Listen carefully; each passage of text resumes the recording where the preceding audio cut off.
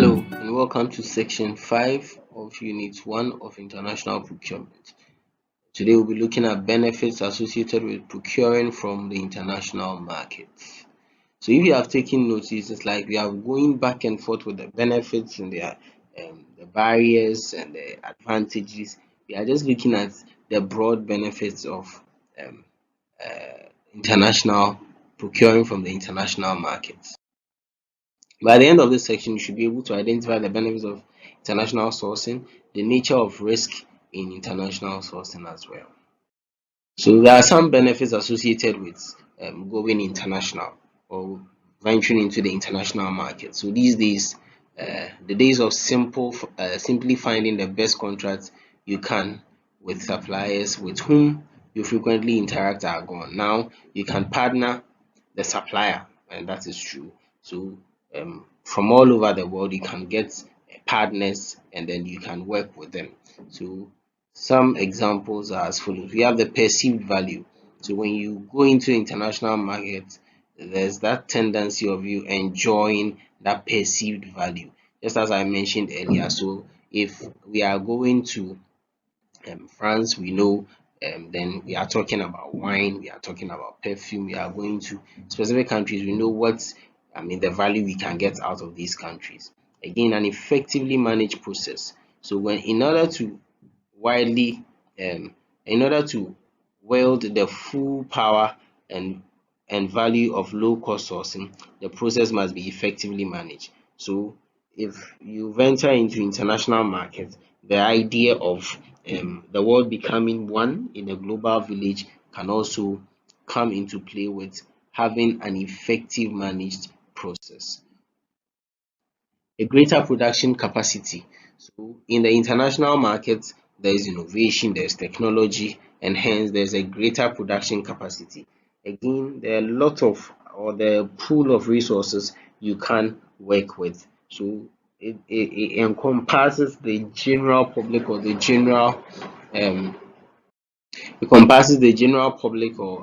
the general idea of having what do you call it a pool of suppliers to pick from, or a pool of suppliers in a market to work with. So there's a greater production for capacity. Again, quality control.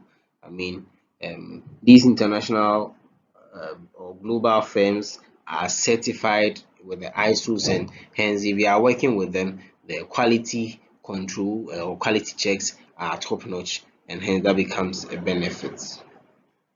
There's also better value for money, as we mentioned earlier in the previous slides. So the value you get for your money from a product you purchased globally, or a service you rendered, or you enjoyed globally, is also um, a benefit of international sourcing. High quality products, as we already mentioned, linked with quality control, because the their products in question are subjected to high quality controls, the outcome becomes of high quality products, and that's also a benefit of international sourcing. Opportunity to adopt new products before rival companies. So there's always the need or the opportunity for you to adopt new products. There are certain things that, for example, we're in Ghana and all of a sudden Toyota VITS is all over. Imagine if you were the only supplier who went into the international market and then contacted Toyota for this type of vehicles in the country. Imagine the amount of money you would have enjoyed. So there's the opportunity for adopting new products before even your rival companies also come and then get some of these things on board, or also start to capitalize on some of these benefits. Then we come to the nature of risk in international trade. You cannot tell me there won't be risk going international. There are a number of obstacles that smooth things, the obstructions that may affect the smooth running of business uh, businesses going international.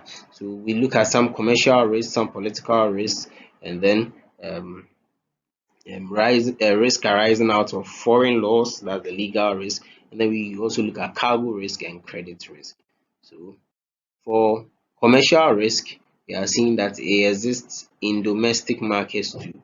However, their impact in the international market is greater in comparison to domestic market.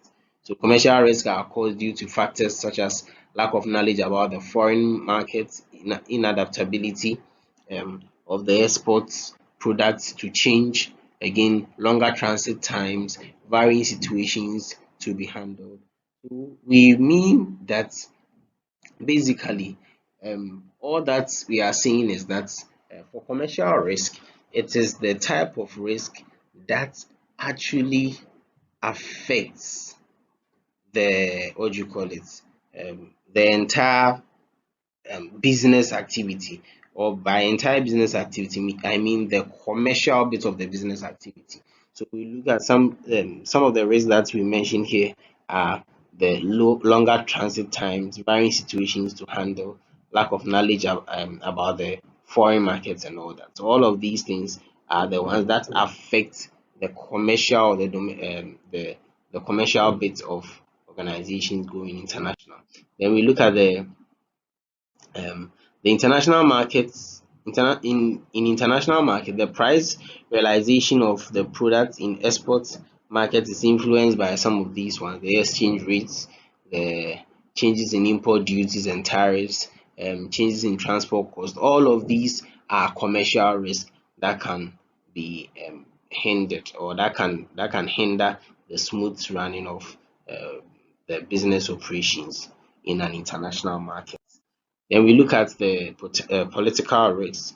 I mean, as we already know that organizations, government and political parties, when they assume power, have a lot of mandate on them to change um, these governmental regulations as they do please. So, for example, civil wars could come up, and some of these wars have a higher impact risk on organizations or on businesses that deal with their local markets. So that's also another type of risk that we are talking about.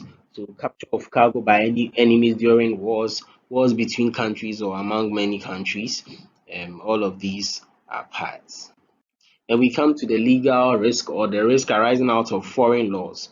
So legal proceedings are complex as well as expensive.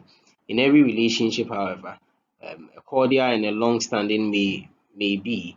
I mean, some differences are likely to arise. So legal risk can be avoided to a great extent by incorporating the provision of appointment of an arbitrator in the case of disputes about contractual terms. So legal risk mostly when you employ the service of an arbitrator, or you employ any of the ADRs, you can work out of a legal risk. But there are risks that normally arises out of the foreign law. So, for example, a country may say, in our country, if you do this, it is illegal. When we went to play the World Cup in Qatar, they stood firm about issues on LGBT, as it is against um, their morals or their religious beliefs. So you, you can't say, or you can't openly declare your stand in such a country. Again, then we come to cargo risks. Cargo risks are the risks that are associated with the transportation of cargo or transportation of goods from the point of production to the point of origin, or the point of sale to the point of destination. So, for example, these the type of risks that may arise are the collisions, storms in the case of shipments, or in the case of sea travel. Theft, leakages, explosions, spoilage, fire, and high sea robberies are all examples of transit risk or cargo risk.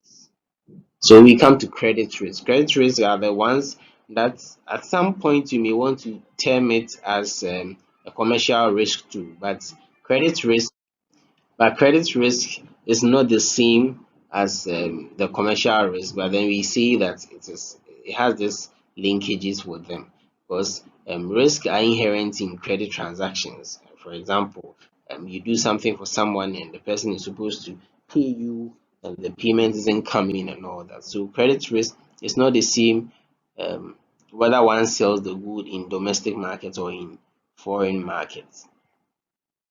We are seeing that um, success in international business depend largely on the ability of the exporters to give credit to importers on three competitive.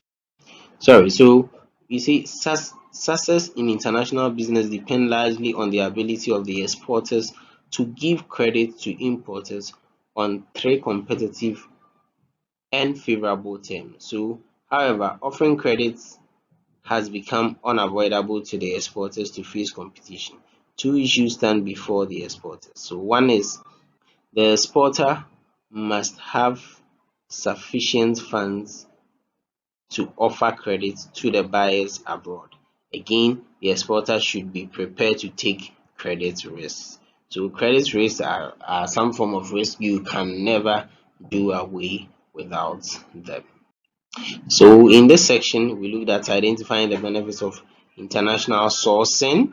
And again, we looked at the nature of risk in international sourcing. Thank you.